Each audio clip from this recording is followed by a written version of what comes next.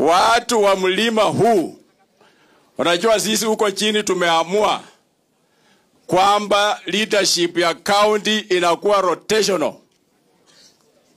Ikitoka saa hii hapa chini Kimilili inaenda Kandui. Ikitoka Kandui inakuja hapa Mount Elgon, kwa vile hakuna Mount Elgon ila amesema.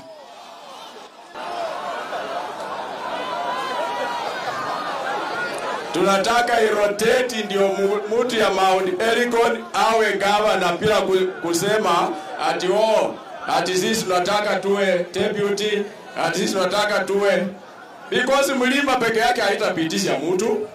Hamwezi pitisha. Mlima peke yake haiwezi pitisha governor. Tuko constituency sub county 9. Timu Wanyonyi alinituma salamu, amenipea nilete hapa, na watu hapa mpokee hiyo salamu. Mpokee hiyo salamu ya governor mpya. Basi na muendelee nayo namna hiyo. Na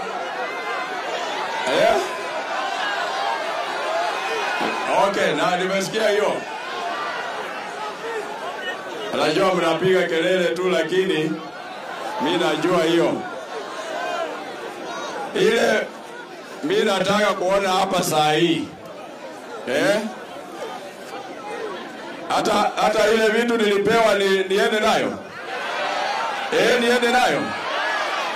Wacha nione kama pesa hii hamtakataa, ninajua wazi hamtaki. Hii pesa mingi ambayo nimeleta, hata nilifikiria mko watu wengi, na kumbe ni wachache.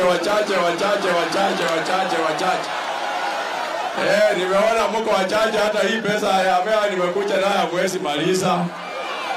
Sasa baada ya hapa nione kama mtapanga laini nifinye ama nisifinye. Nifinye. Lakini mufikirie vizuri, muwe na mafikira sawa sawa kuhusu timu Wanyonyi. Hiyo ndiyo ambayo naweza kuachia nyinyi. Huyu Didmus ni muongo, anawadanganya hapa tu. Huyu ni muongo. Huyu ni kijana muongo.